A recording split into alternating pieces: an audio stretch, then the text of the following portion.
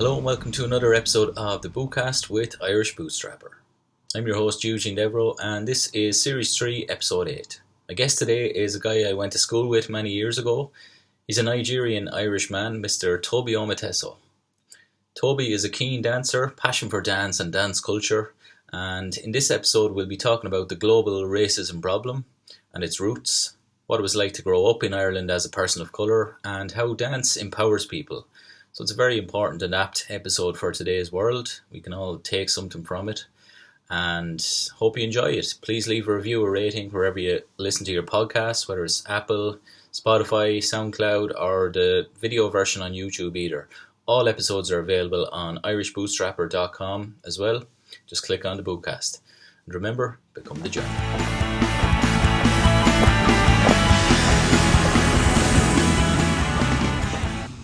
Today's guest, a guy I went to school with. His name is Tobi Omoteso, and I suppose I'm interested to hear from Tobi and to talk about the racism problem that's kind of after coming to light in the last couple of weeks in America. And yeah, let's dive into it. So Tobi, thanks for coming on the show, and it's good to see you after all these years. We went to school together right? Over 10 years ago. I know, right? Thank you for having me. Yeah, like you said, it's been a while. It's been a while. I've just been seeing what you've been doing, and obviously wishing you good fortune. You know, cheers. All the best, and and to reach out now and to have this conversation. Yeah, it means a lot. Yeah. So, what are you doing with yourself at the moment? What's your story now? So at the moment, I'm a engineer. I'm an automation engineer. More so on the network side of things, network engineering. And I'm in Johnson and Johnson, Limerick, Vision Care, and cool. making contact lenses. Basically, yeah. That's it. Cool. So I've been out there for 3.5 years. So I'm in Limerick now for 7 years. 7 years. Wow. Jobs Yeah. And what's your other passion? And my definitely I say this, I make a living through my job, but I live and I'm alive through my art. Yeah. So there's two disparities there. So my job, is what I do for a living. Of course I have to live, but to be alive and to be truly living, it's my art, and which is dancing. Brilliant. And I've been doing that now. Actually, I started off in Carlo. I literally started dancing up in Carlo, and it was on Paddy's Day. It was on Paddy's Day that I officially identified that, okay, this is what this is me. You know when you come you do something and then it just kind of clicks. It just kind of click and you're like, you know what? Yes, I think this is what I was meant to be doing. Like in some shape or form. Yeah, it was in Carlo, and it's definitely over 15 years ago now. Definitely. Definitely over 15 years. It's actually almost 20 years now. It's close enough to 20 years. So you would have been. So that would have been. So you would have started that like dancing back in when we were in school together in the CBS. Yeah. Exactly. So it would have been around then. It was almost when we're actually kind of finishing. When we're finishing, then I picked it up. After watching a movie, I watched a movie called You Got Served. Okay. I don't know if you watched that movie. It's very American, but I don't know. I felt like because there was no a lot of let's just say black skinned people that we could look up to at that particular time in Ireland. Yeah. And the people that were trying to do something, they felt very rejected.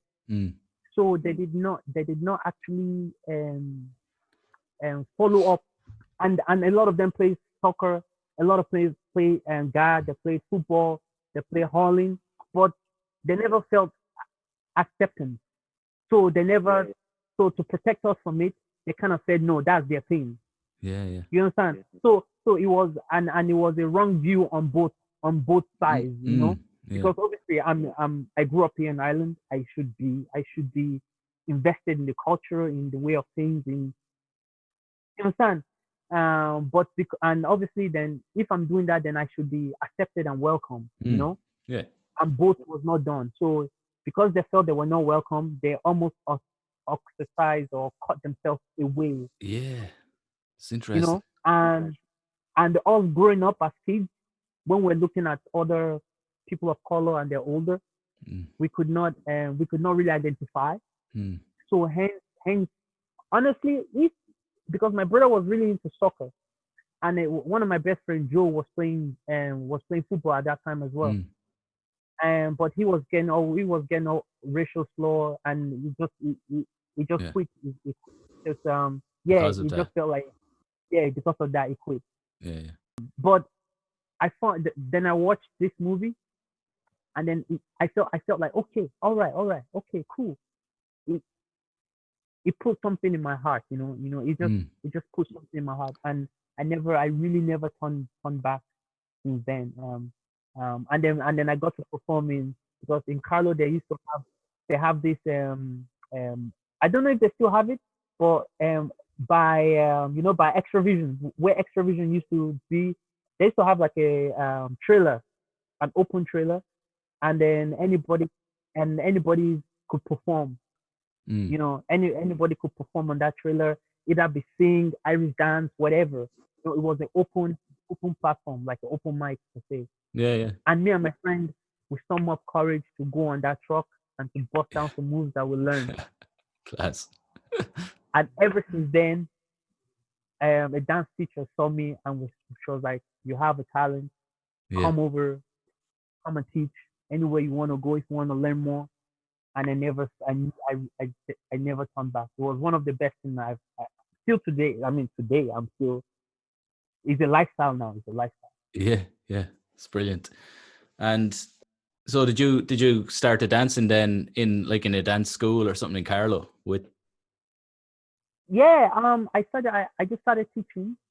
I started teaching straight away actually. And looking back at it, it was kind of funny because I didn't know what I was doing. I just kind of I because I learned some DVDs, and there was a DVD with the movies. Yeah. So and then you can learn all the choreography or all the steps in Yeah. that movie, and then I learned it, and they thought like I was almost like a professional, but Really? obviously Yeah. I wasn't. I wasn't. Um, and God love the cancer. And I just took it. I just said, okay, I will start teaching. The more I then got into it, the more I said, okay, I need to step back from teaching because this is a culture, like this is a lifestyle. So Yeah. I dived into the lifestyle. I kind of stopped teaching and I just Yeah. wanted to learn. I just Yeah. wanted to learn. And that's what I done really. I just started learning. In Carlo, KYDS, you know. When you joined the dance, so when you joined KYDS, like, because everybody was learning from you, like, was there Mhm. automatically a kind of respect thing, or like, did you encounter any like racism there? Yeah, okay. So the thing is, right. So because when we were in school, right? Mm. So for me in school, I like because I was a hardhead anyways. I was a hardhead. I kind of done my own thing anyways. Yeah. Um, but in school was actually still our school was kind of multinational. I mean Yeah. multicultural. Yeah.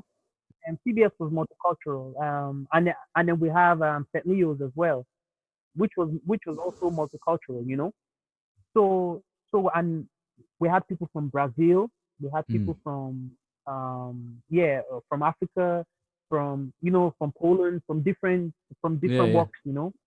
And to be honest, in CBS, I didn't quite feel ostracized, or because there was and I had my mates there now as well. So and everybody belonged to their own groups and things like that. And we spoke, we played soccer, we whatever. So I didn't really feel that. I didn't feel it as much in school, in secondary school. In primary school now, it was a different story because I felt it more. Looking back at it now, yeah, I did feel discriminated against as a black kid, noisy black kid, and there was a lot of black kids, and the teachers couldn't know how to cope, and they just kind of pushed us all to the side, to the back of the class. It was us and the travelers. To be honest with you, it was us and the travelers. You know, um. So I felt that in primary school, but by the time we left primary school, when we're transitioning to secondary school, because you kind of have made up your own group of people that you're stable around, and we're all going to the same secondary school. That transition it was easier. It was easier. And so for me, actually, I think it's being in secondary school would be the one snapshot that I never felt threatened, actually, really, which is actually thinking about it now. And because I had which is good, exactly. And I had my brother as well. You know, my brother was there, my older brother was there, my friends were there. I was in the same, and throughout the same year, I had my friend, Brazilian friend with me, Ariel. I don't know if you can remember him. Yeah, Ariel. Ariel, yeah. So it was him, and we just kind of secondary school. There's no anything glaring coming up. Now, when we leave school, completely whole different ball game because now we're in society, you know. And then obviously I felt it in different aspects. Going to shop. Actually, the one thing is that I can relate to dancing now is that I had a girlfriend back then, right? But then her parents could not know, and nobody could know, and we couldn't hold hands. You know, we couldn't hold hands. So we will meet and this is it's crazy, right? This happened in Ireland, like in Ireland. in after secondary school. Like this is at 1918, 1920. Yeah, exactly. Yeah. Exactly. No, exactly. Which is just down the road. You know, it's not so long ago. And so I couldn't hold her hand. And we met, you know, at night and in places where there's not a lot of people. But then when I started dancing, what shifted was that all of a sudden my skin color didn't matter anymore. You understand? All of a sudden, my skin color didn't matter. I was respected for the very first time. I felt like I was actually respected um, for a talent or a gift or a something. So that was new, and again because that culture, the dance culture is open to different races, and because different races are influenced, and I was doing hip hop, so and that was open to all races from anywhere, from any background. So anybody practicing or doing that or were in that, they didn't see my color at all. They actually it was didn't matter. It didn't matter. It didn't. It did. It's like you're a human being. What do you have to offer? That was it, and that's why I got stuck in even more deeper to a root, to almost like a soul level, because I was really accepted, you know. So because when I started getting good and improving, it's almost like I didn't, I was almost excluded or safe from racism, because now people can't just say something, you know, because now I am seen as somebody like not famous, but you know, I was just saying like, oh, you know, it's Tobi that he dances, you know, you understand. So it was a saving grace in a sense, you know, that anything I was facing outside in public, I know the minute I say I dance, or I know that the minute somebody notified that I dance, it's almost like, oh no, but he dances. Okay, he's cool. he's he's cool. He's cool. Yeah. He's cool. Um, so that really instilled it in me even further to chase it, to really chase it, because I know that it was a gateway to duck all of the craziness and all of the racism comments, or all of the things that they're saying. And then again, back then girls didn't step up to us that much, and when we go to teenage discos, when we bust some moves, on the stage, we call people up. So we were using it as well. I was using it as well to pull, as a teenager, as a teenager, of course. Yeah. Yeah. So it worked on all fronts for me, and I was very blessed to find that. Yeah. Now, yeah, and obviously now knowing the history of hip hop and street dance, it was a dance to enable the youth in Brooklyn at the time of injustice, where there was no work for black or Afro Latinos, and yeah, and they use that to enable themselves, either be dance, DJ, graffiti, and an MC. Yeah. So that was that have led me to where I am now in my dance or in my artistic journey. Cool. Have you done any dancing in the UK, or have you been to the UK much? Or yeah, so my dance have taken me, like, definitely most of the part of Europe. I've gone to America back and forth many times for dance, to train, to find out the history of hip hop, how it became. Spoke to the people that actually created it, because many of them are still very much alive. So I met with those people. I spoke with those people, and I've met fantastic, amazing human beings across all. We're talking all the way to Iceland. We're talking all the way to you name it. Like you name it. Australia, Canada, Taiwan, China, Japan, Mongolia. I've been around such vast people, and they all dance is just a way they express. But and where they dance, so the amazing thing about this culture, and why I felt safe in it, and I never once felt my racism, is that they actually enable your culture. So if the more you dance like you're from Ireland, believe it or not, every hip hop dancer from Ireland have a Irish style. So there's actually a style that if a Japanese or a Chinese or somebody from the UK sees an Irish person, they will know that, oh, he's Irish. Yeah. And they can see that, and you can see it in other countries depending on the style.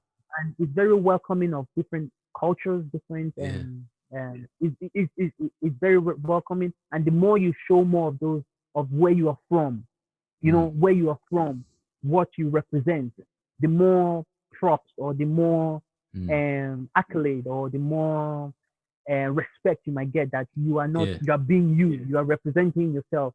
And anywhere I go, I represent Ireland and Nigeria. Cool. That's my dual. I'm a dual citizenship. I carry the Irish flag, and I'll carry the Nigerian flag proudly. Cool.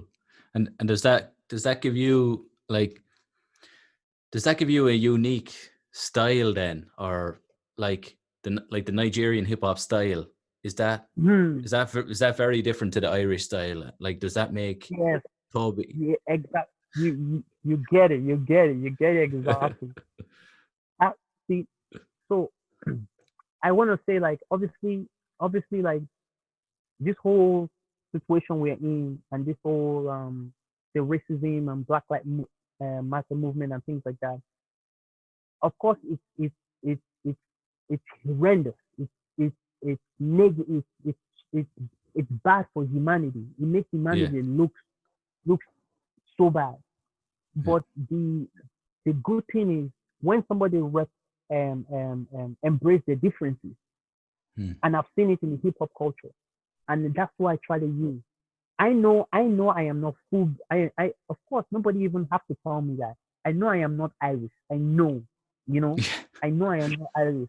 And Yeah. and yes, I may be born in Nigeria, but I'm not fully Nigerian either. You Yeah. understand? Yeah. So Yeah. so now I have to kind of form my own identity in a way. You know, I could take from the positive, the amazing, the rich Mm. culture of Irish, you know, of being Irish and Mm. what it means to be Irish. I could take on that. I could draw on it. I could put it in my bloodstream, and I could also Mm. take the amazing culture, the vibrant the energy of Nigeria, and Yeah. bring it into me as well. You know, because because my parents always say, when you are outside, when you're outside of Mm. the house, Mm. that's island. That's island. But when you are inside of the house, you're in Nigeria, Africa. Yeah. Yeah. So, so they spoke to us in our dialect. Yeah. We ate African Nigerian food, Mm. and obviously Irish food as well, and things like that Yeah. because Yeah. obviously we're here. But yeah, but so I use those two for my own advantage, you know, Yeah. and this is what I feel like I am blessed. I am experiencing two cultures, and I can pick and choose, and almost be like a Frankenstein of culture, you know, like Yeah. Yeah. so bring different different pieces, and I can see the world differently. And there's hundreds and millions and thousands of people like myself, Mm. and can see the world differently and can appreciate the differences rather than Mm. the indifference. You know, so Yeah. we Yeah. appreciate. I I appreciate the difference. Is actually is the beauty is in the difference. It's not the it's not that we have to be the same. We have to be the same. You know, Mm. it's in the difference that we can Yeah. appreciate. Yeah. You know, and like you said, man, when I get on the floor, you will know that okay, this this guy has African in him, like 100%. Like, and man, he's busting. And then you see, yo, he has the Irish style down. Like Yeah. he is from Ireland. Like Yeah. he has the Irish flavor. We call it the Irish flavor, you know. Yeah. Yeah. And I can proudly walk in that, you know. And so when when I feel like I've been rejected and all this um movement and things like that really highlighted to me that Ireland still has a long way to go. You Mm. know, Ireland really has a long way to go. Obviously, it's a minority. We're not talking about the Mm. majority. The Yeah. Yeah. majority stand up like amazing souls, amazing human beings, Mm. but it's the minority that seems to be getting the light. You know, they Yeah. seem to be undoing the work of what the majority are doing. Mm. Because I could say now that I've spoken to a lot of Irish families, and I know Irish people. Um, there's there's very rarely a family that have not migrated or that have not gone away, that have not gone to Australia, you know, or that have not. It's Yeah. very Yeah. rare you will find somebody that have just been in Ireland for so long. Yeah. You have a family member that have gone out. So Mm. my question would be, how would you feel if those people have been stereotyped? I know they do it. Mm. Um, have been stereotyped or have been they're not getting jobs. They're Mm. not. They've been dehumanized. They've been Mm. depowered. They're not being empowered, um, because of their Irish. You know, Yeah. you understand? Yeah. How would those people that are doing the same thing to other races feel when a Mm. family member is going through that and they're saying I'm facing difficulties because Mm. I'm Irish? Like it's hard enough being alive, you know. Yeah. How Yeah. much more, you know, how much more now add a biological thing that we cannot Yeah. change, you Yeah. know, Yeah. to the mix, you know, to the mix. Um, yeah. On the like the looting and kind of aggression and just the craziness of it. Like, what do you think of the looting? Like, I saw some video last week of this store in New York on a corner, and this guy was filming it all, and like people were running out with boxes full of new sneakers, like crazy stuff. Like, of course. I mean, that's shocking. That's shocking to anyone to see. Of course, yeah. You'd be like, what is going on here? Like, yeah. Is this the point of all of this? And things like that. Yeah. And we know as human beings, not to justify what they're doing, but as human beings, there's some people that have the good interest and the bad interest. Yeah. Some people have seen an opportunity to go rob stores, right? They saw, oh, this is a free reign to go rob stores, and they took it. They absolutely like took the piece, like they took it, like they you understand? And we can see that on people recording and things like that. So for the looting side, it was gonna happen. That was the direct that's the chain reaction. You protest, and then there's police involved. Police and people clash. It becomes a riot. From a riot, it becomes something else. And like we say, and in this looting, there's black people, there's white people, there's Hispanic people, there's Chinese people. I think it so that was gonna happen anyway. But then for the rage and for the anger, you have to understand in America, anyways, in America, this was, I think, about the 50th black person, right, that was killed, right, in that manner. You understand? Yeah. So also, or probably more that we know of. So in our region, just what we know, but probably there's been more.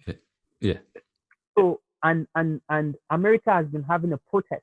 They've been having protests. It's been civil. It's been okay. There wasn't a protest upon protest upon protest upon protest, more protest, and it just got to a breaking point. It just gone to a breaking point that, okay, this must stop. There is clearly police brutality that's happening in place. We've done so many peaceful protests, and this was it. This was like this was the breaking point, and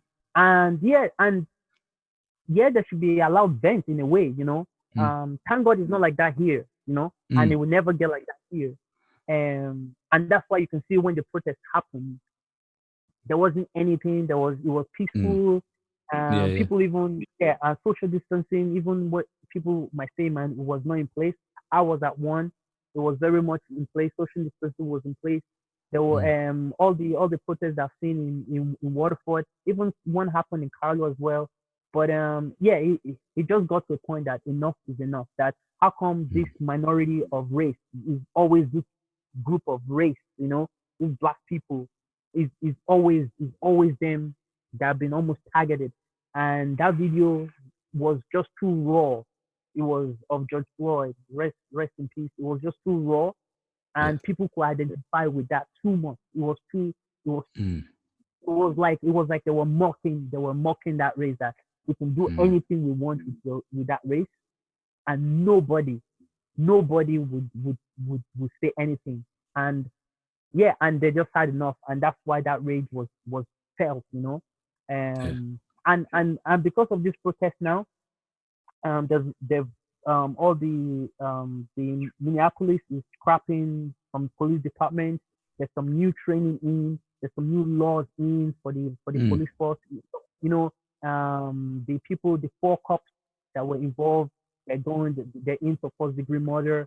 Rather, it was third degree, but then second. Now it's forced because of the protest, and people were not letting go. And the protest is still happening. It's going on for 12 days. What do you think are like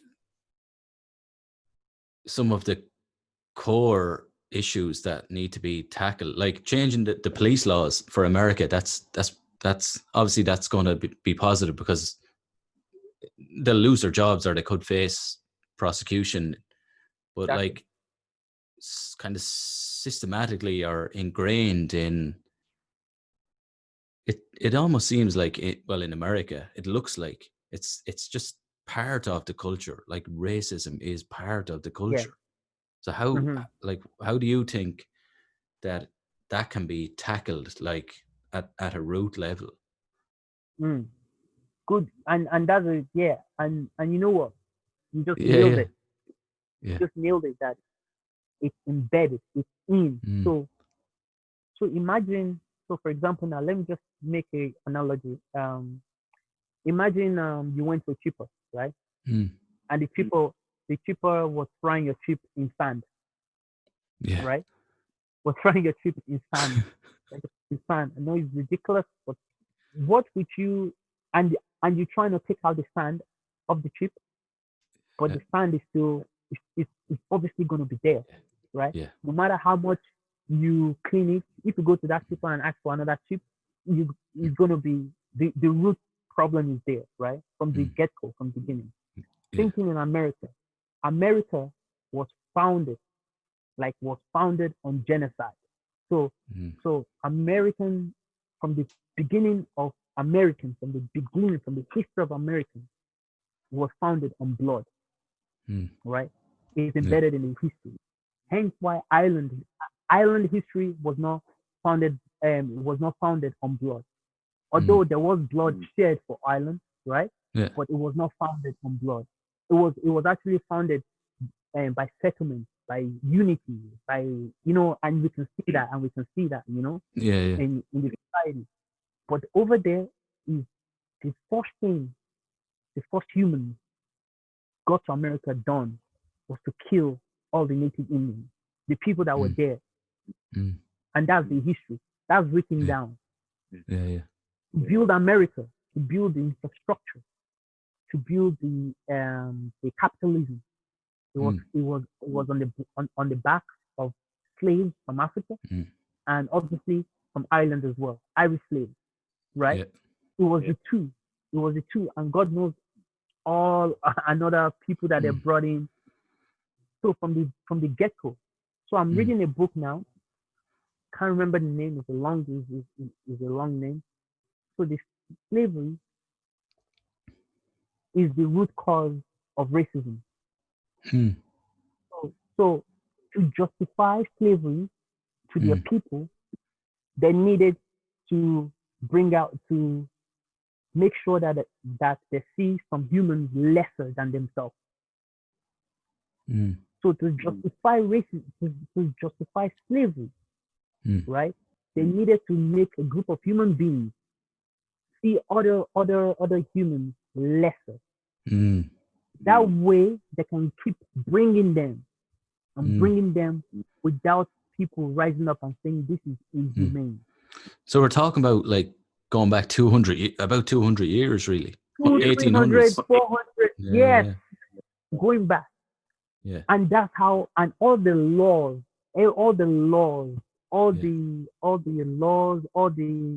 so if we look at that, so that's about, Rosa Parks only sat on the bus about between 80 or 60 years ago, I'm not sure, right? So a black person was only allowed seats in front of the bus and not in the back of the bus. Let alone get on the bus where there's a lot of white people. Only 80 or 60, between 80 to 60 years ago, give or take, right? So that's not long at all. We have my granny is still alive, you understand? So that's the recent. So they've done this. So they've done this 400 years of that. So you can see, and in the timeline of this, the freedom has only been given to people of color and minorities, particularly black people, less than 60 to 70 years. They've had their freedom. And there's 400 years of slavery and lynching. Do you mean freedom is only do you mean in America? In America. Or in America, but in global wise, in worldwide, it's the same.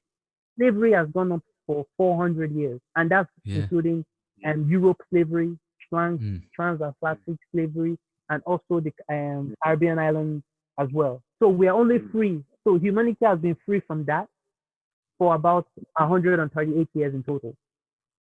So we're still very new. Well, exactly. Like when you put it like that in a relative time frame to when we started documenting all of this, like over 500 or 600 years, like it really is only in the last century that we started to move away from that. Exactly. Just 1 century, bro. It's mad, isn't it? 1 century. We started moving away from that. Yeah, I think it was Abraham Lincoln. Yeah, 1865, I think. Abolishment of slavery. And even if you take that date as an example, like 1865, so 155 years ago, maybe. About that, roughly 150 years ago. Like it's really a short space of time. In the grand scheme. In the grand and slavery went on for 400. Yeah. So it's So it's only a quarter, maybe a little bit more than a quarter of the time that slavery went on for. Like exactly, it's not even half yet. It's not even half. Yeah. So now if you look at you have to grasp that concept first and say okay. So we are still very new, and America, where this went on heavily, it was a business, it was capitalism, and that's what it was. It was a business, and to justify the business, they have to inject racism, and they have to make this concept of race. When I was in Africa, so I came here when I was 9 years old. I'm 33 years old now. So when I was in Africa, I did not know what a race was. So when I was in Nigeria going to school, and it wasn't because it was not taught, it was because we saw ourselves as one, regardless of where you're from. We just know that the sun has an effect on your skin. If you're out in the sun, you get dark. If you're not, you're not. Simple as.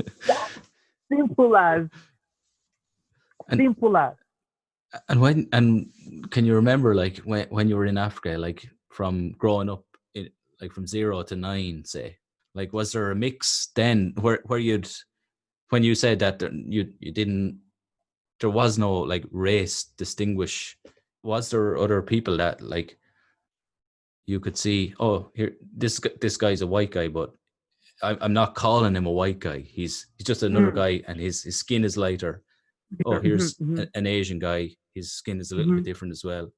And you just kind of got on. Was it like that, or? So I went to a private school, and my brother also went to a private school at that time when we're there, and we're living in the capital. Well, capital Lagos is Abuja now. But then the thing is, what happened was, we went to a school where there was a lot of people from different ethnicities, right? In our school, they didn't want tribalism. So tribes, from different tribes. So, but when people come into the school, you know what tribe or what clan or what region they're from. And I'm telling you, so for example, I'm from Yoruba clan. And let's say there's another clan called Igbo, the Igbo clan. So it's like somebody going from, I want to see someone living in Kildare to somebody living in Cork, somewhere like in connectivity, or you understand? But even more rooted, because then it means that I'm from Yoruba and you are Igbo. I have a completely different language, dialect, culture, history.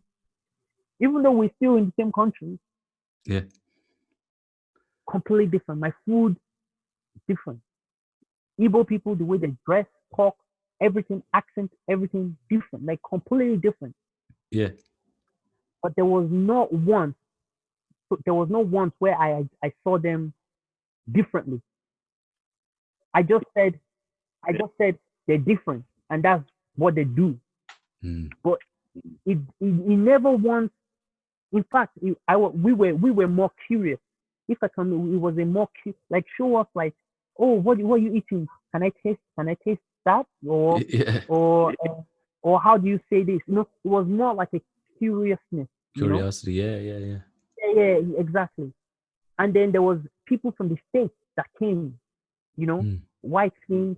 Yeah. And we had like albinos. Albinos are the people that have pigmentation, and they were pale. They were just pale. So we had that too. And then we had people from different cultural backgrounds as well in the school. And but the guy from the States, from America, was really popular. He was actually a mixed race, so he was really he was really popular, and we just wanted to be friends with him, man, because he was the cool dude. He was from the States. He had flag, and of course everybody wanted to be like him. And then me and my family, knowing that we're gonna come here and we're gonna come to Europe. And at that time, we were like, "Yo, so this guy is famous now. Like everybody knows him. Nobody." Well, from our perspective, anyways, I don't know what he was really going, but in general, that was the sense of it, that he was different, man. It's cool. We protected him. If anybody want to give him grief, we jump in. If people are disturbing him, we tell people to leave him be. He was just protected. It was like a monument. It was just like, but then I thought, oh yes, I'm going to Europe. That's how I'm gonna be seen over there. People are gonna be all over me and be like, yo, what's up? And man, was I wrong? I was super wrong. I was for the first 5 years of my life, I fought every day. Physically fought every day. Jeez, Number one, because I wanted to play soccer. You would not, and I'm not being picked. And kids will pick each other, and I'm there, and I'm like, why are you not picking me? So I might take the ball, and I might kick it away. Yeah, you understand? So I was so vexed, and I didn't know what's supposed to my color. Yeah. And back then, I was well, not violent, but it was such a shock to the system, that it was. Let me see if I can best describe that feeling. I can't because it was just. You understand? Because you come in here and I'm dope. I'm really good at playing soccer. Why won't you pick me at playing soccer? Can you explain? And then when they don't pick me, so I will fight. And when in the class, because obviously back then the accent was strong, the teachers could not understand what we were saying. Let's say if I was getting people thrown at me, if I want to like report it, and the teacher couldn't, was not actually being patient enough, of course, my accent was different. They would just dismiss that, and I would get vexed because in Nigeria, everybody kind of stood up for themselves. It was a team. Like you just you stand. And I will go mad. I will go nuts. And I would just I could grab that person and punch him in the face. In class. And then I would get suspended, or I will get detention. And but obviously, and then I will go home, and I know I will get in trouble at home, for being bold in school, but then I actually spoke to my parents. I'm like, I don't understand. Like, I'm not getting no friend. Nobody want to sit beside me in school. Nobody want to talk to me. Nobody want to actually pick me for sports or for anything. as a kid, remember, 9 years old to about like I was 14, and so I was just, I think it was crazy. It was crazy. And so and you got aggressive. And I never, exactly, because I wanted to vent. I didn't know what other way else to get that out, you know. And that was the only way I knew, because I'm gonna stand for myself, you know. And because especially in Nigeria, when Europeans or people that were not there, when they come in, there was no grief, everybody was left to their own devices. I didn't see them as different or as whatever. But when I came here, then I know, okay, people are a bit uncomfortable, because I was born in a country with a lot of sun, and my pigment in my skin have to be brown so that to protect me from the UV of the light. That's biology, and people are and people don't want to talk to me because of that. Wow. Like and at like at that age, like when you're 9 or 10, and you experience that, like, do you think not a discrimination, but just you know the way like kids, they kind of stick to what they know, kind of, or maybe that they're at some level they're kind of afraid of what they didn't know, like, and it wasn't necessarily.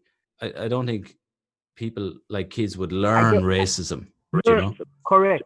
Now, correct in a sense, because it happened to us too when different cultures and different people came into Nigeria in the school. But our parents never told us, right? And this is how they learned it, right? They were scared, and every kid will be inquisitive, you know. They will still want to know, this guy is different. Why? You understand? But because a person they looked up to, or a person of authority, stepped in and said, have nothing to do with those people. That's where it turned. That's where it tipped. Because any human being, the first thing that will take hold is curiosity when you see something different. You want to kind of find out more. You want to kind of know, you know. But then when somebody else of that you respect, or your parents and somebody like that, now tells you, we know all about them, they're evil, they did that, blah blah blah blah blah.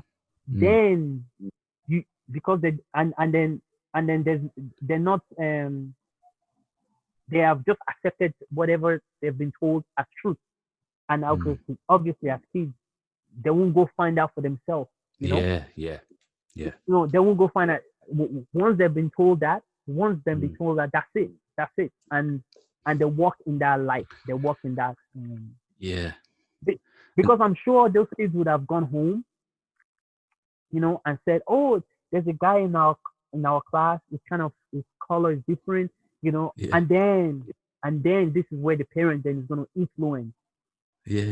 Or people that they value in society, or older, or things like that, would then influence those kids, and then that carry on goes. That keeps carrying on. And so, like, just on that point, that like it carries on maybe from a generation. So like, if, let's say, if the parents were maybe racist, or just kind of closed off to anything different, do you think the fact that there wasn't much, like there was no social media, there was no smartphones, there wasn't information, or many other cultures, like, back then, in Ireland. So like is that a natural, like, was it kind of a natural thing for like Irish people to be a bit closed? To be closed to an extent. But then again, like the curiosity thing, like you've already said that in Nigeria it was kind of the opposite, where difference, like the guy that came from the US, he was a different skin tone, mixed race. You were curious, and there wasn't the reluctance to include him in stuff or to exactly, box him into a particular. Exactly. And that's the thing exactly, whereby to an extent, yes, it's like, of course, everybody will have their own reservation, of course. But then when they have that reservation, is when they now share it. That I'm thinking of going to find out about this person. What do you think, mom? What do you think, dad? What do you think, uncle? What do you think? They will share that reservation. They'll be like, and they want to get an opinion of somebody like that, of a authoritative figure in their life. And that's where it came across. And as the older we get, the more we lose that curiosity. And so that's what happened in most cases, I say, because the parents literally they've never traveled. They've never traveled. They've only seen black people on TV, probably a Hollywood movie. Exactly. And that's it. And that's why for me, I wouldn't say Ireland is like because Ireland definitely was not built on that racism culture, slavery culture. It wasn't built on that. It was actually built on a very freedom. We are Irish and we are proud kind of thing. Ireland was built on that, on that freedom, on that energy. So I don't think it's in the very essence of Ireland, like other countries, and so for me, I think it's more of a but if we don't tackle it now, like you live in one generation, it's likely to get worse. You understand? So it's best now we tackle it now and say now the information is out here. Now we cannot make those excuses our parents or people 20 years ago were making. Yes, we know the information was not out there, but now we live in an information age, and the information is out there for anyone. So we cannot use that excuse anymore of being ill informed, because now you can be informed. 100%. And it's a choice. Now it's a choice, to stay uninformed or get up your arse and actually do your own research and see that, okay, I need to cop on, or I need to just, and it's not like it's actually easier to do that than trying to fight every single race, every person that is not like you. You're fighting everybody that is not like you all the time. It's so exhausting. For me, I don't know how anybody could be racist, or it's so exhausting. And like I've seen a few like posts and stuff on Instagram about like some people are saying you're either a racist or an anti-racist. Like is that a good way to look at it? The problem. Okay. Yeah, because there's a standard. It's not okay to just be not racist. So everybody could say, "Oh, I'm not racist." Okay, that's well and good. But let's say you're in a group of people, right? And this is where the anti comes in. You're in a group of people that are making racial slurs and jokes, and even if it's like lighthearted, because everything always starts lighthearted. Let's be honest, until it gets serious. And if you're in that group of people, you have the courage, and this is where the anti comes in. To the people, to the person that say, "Oh, I'm not racist," have the courage to stand and be like, "Guys, no, that's actually not funny. That's a bit ignorant, like, cop on, That's it. Yeah. Are people willing to do that? Because that's where the wider picture is, that it's okay to say you're not racist, right? Because Because there's some people that say I'm not racist and then still be around people that are making that comment and not put them in check or not educate them and just like, well, point. I'm not the one doing it. I'm not the one doing it. So if I'm not doing it, then it's none of my business, you know? Yeah. So that's why we're saying that it's not only it's better to not, of course, it's good to not be racist, okay, and to not have that call for prejudice against somebody because of for the difference. But it's even more better for humanity as a whole that when you see it, you call it out. Like you just call it out, and it doesn't have to be something that you're going to lose friendship over. It doesn't have to be something that you're going to go into in depth with a family member. No, you just call it out. You be like, that's wrong. You know, you shouldn't be doing that. Like, come on, you know, you understand? And just kind of put that in check. Because I think if we do that more, I mean, I don't know, but I think Ireland was one of the countries that gay rights and gay marriage was actually passing. You know, and that paved ways to around the world and things like that, and many things like that that Ireland have done first, and other countries follow through. Even though Ireland is a small country, but it's a powerful country. Yeah. So if Ireland can stand, which we've stood for something and we can see change. If Ireland can stand against this kind of form of racism, systematic racism, and things like that, then Ireland could be a place that is going to be rich. It's going to be rich in culture, in values, and the spirit of the Irish spirit would forever grow and would forever shine. I have a brother. He's 19 years old. Was born and raised in Ireland. He identified as an Irishman out and out, like out and out. You understand? Yeah. And all his friends, you name it, from Pakistan, from India, from Ireland, Irish. You understand? And then for them to be singled out and be like, oh, you are not, but you are not Irish though. But you understand? Yeah. So for someone like those people, they're the people that can turn violent. There's people like my brother, and many more like him that were born in Ireland. And how dare somebody tell them this is not their country when this is the only place that they know? Yeah. And that's what happened in America. That's what happened in America.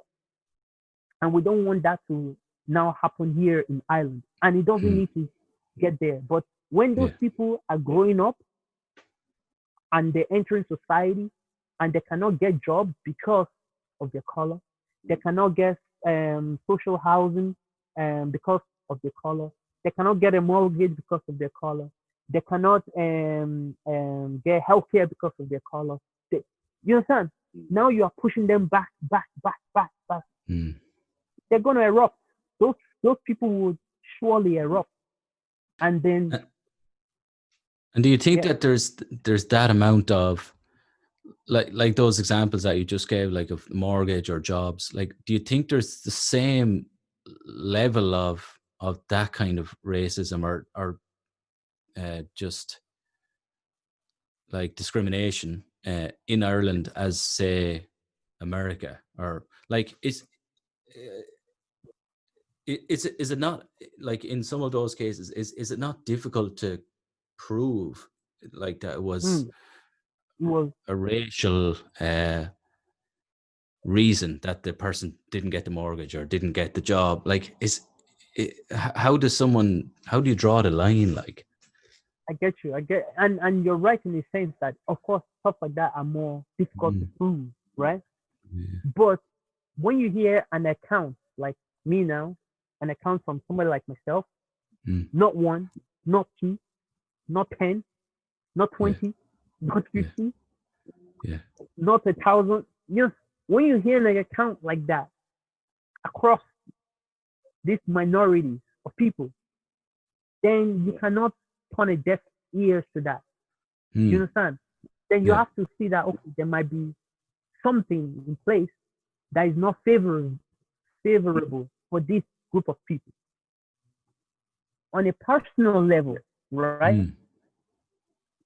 So when I came here first, the attack on myself was very physical, right?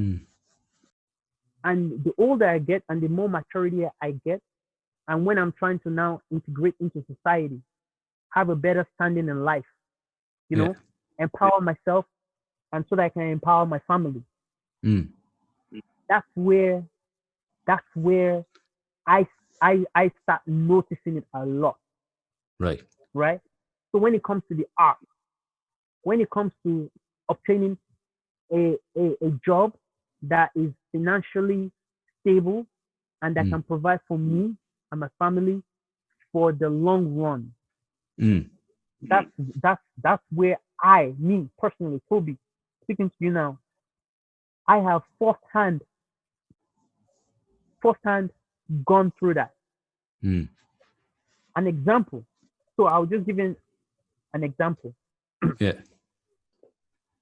There was a job position. There was a job opening position. I saw the job description. Have a qualification. I do. Minimum experience of 5 years. I do. Everything else. Tick. Okay, cool. I submitted my CV. I did not get a call. Right? I didn't get a call back. Something just said inside of me, you know what? Because obviously I don't want to be to be honest, I don't walk in that light that I'm black and white and purple and red. I'm a human being, That's the way I see myself. So anybody that I approach, I'm a human being. My failures are my failures. My failures are not because of racism. My failures are not because of whatever. I do not identify as that. I change my narrative, But sometimes it's hard to ignore that there's no racial intent in this. So anyways, so I now said, okay, you know what I'm going to do? I'm going to change my name to John O'Connor. Yeah. Not Tobi Omoteso. Just John O'Connor. So I now said, okay, the same company, I put in my name, I changed my name to John O'Connor. And I fired the CVE. Within days, no lie, within days, they called me back. So within days, they called me back. When the very first time when I applied for this company, I put my full name, right? Nothing. Then how come when I changed my CV, right? It became, I got a call straight away. I changed my name to John O'Connor and I got a call straight away. And I had to tell the lady that, look, you know what? I actually changed my name because I didn't get a call the first place, and I needed to know the reason why I didn't get a call. Is it because of my name and stuff like that? And obviously she apologized. She was like, oh my God, she was not in charge of whatever. And that's no problem, that I can change my name on the CV and send it back to her, and she's gonna give me the interview. She's gonna arrange the interview. So that's one of the cases. So you see now. So can I say, is that racism or not racism or systematic racism? I understand it's hard enough for anybody to get a job or to get a good standard of living. It's hard enough, of course, right? But to not add that extra layer for people of color that have to navigate, even make it like it's intense. It's intense because we're trying to empower ourselves. And I have so many examples like that when it comes to sports, when it comes to TV auditions, or even for dance. When it comes to being in a place of better life where you can achieve better for yourself, That's where me personally now in the few years where I have really That's really been a struggle. Like really, really, really been a struggle. And then there's hundreds and thousands of people like me going through this, and they and they can say that off the ball. And another one will be like, for example, now I'm in a shop. I work in a retail. I work in retail, and or even on a phone for customer service, and a lot of the time I will get people even in the shop saying to me, "Oh, um, I don't want to deal with you. I just is there an Irish person I can speak to?" Yeah. You understand? Like in the shop, and luckily enough, most of the time, and you're working there, and I'm working there. I'm working there. I'm working there. Crazy, isn't it? How do you want a person like me to feel as a human being? That even where I'm working, when people come in, they have to actually look at me and say, "Oh, I don't want to deal with you." And even the tone, everything, the way they say, "I don't want to deal with you. Can I please have somebody that is Irish?" Sorry, is there anybody that is Irish around? You understand? Yeah. And I'm looking at that, and luckily enough, that I have good standing with the managers, and if anybody acts as such, they ask them to exit or to vacate the premises, to vacate the premises. And that happened again on the phone call. People saying, "Oh, can I be transferred to an Irish person?" Working in customer care, can I be transferred to an Irish person? And I don't say that doesn't happen to, and that have happened to people of that are from like different countries in the European Union, in EU, in Ireland. That have happened, but that happens more so to black colored individuals in Ireland. That happens a lot, and I have personally experienced that, and I can tell you that feeling, man. That feeling is like you just dumbfounded, you just like really, like really. Now imagine all those people that might have a because mental health is not prejudice. Mental health doesn't just affect white people or black people or purple people. Mental health, everybody struggles with mental health, right? Yeah. People are struggling with our mental health, and I have struggled with my mental health, right? Now add those things onto it. People look at seeing you crossing the street, people in the cars throwing water at you, and this is every day, every day, every day.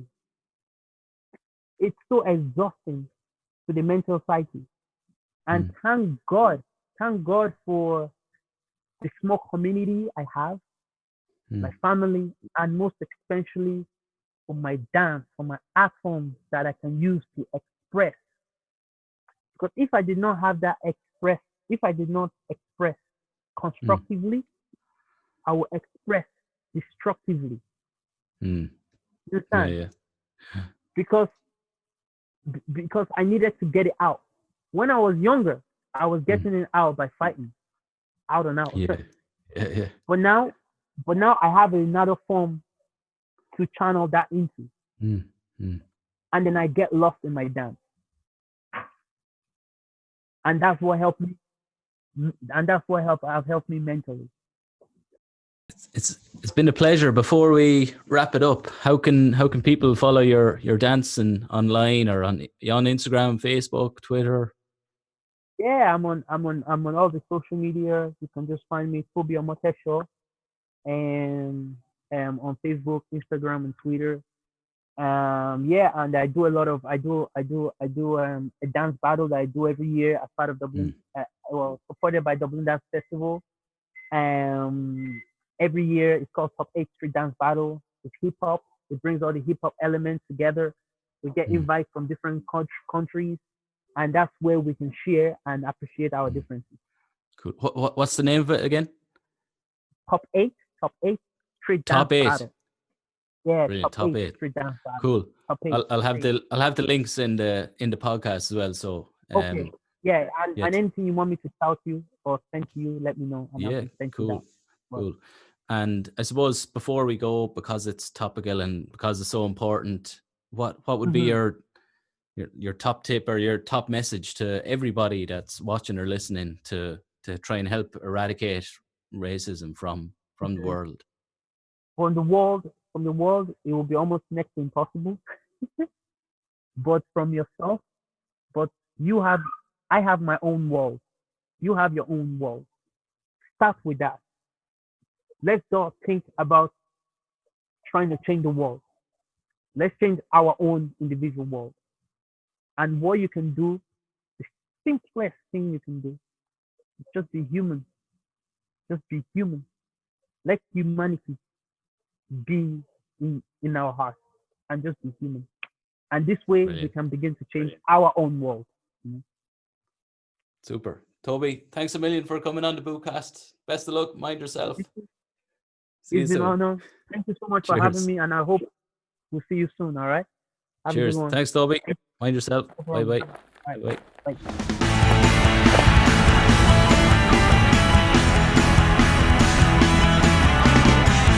If you did enjoy today's episode, please leave a review or rating wherever you listen to your podcasts, whether it's Apple, Spotify, SoundCloud, YouTube, Stitcher, or any of the other podcast places. Most places you can leave a review or rating, so I'd really appreciate that, or share it on your social media or with your friends.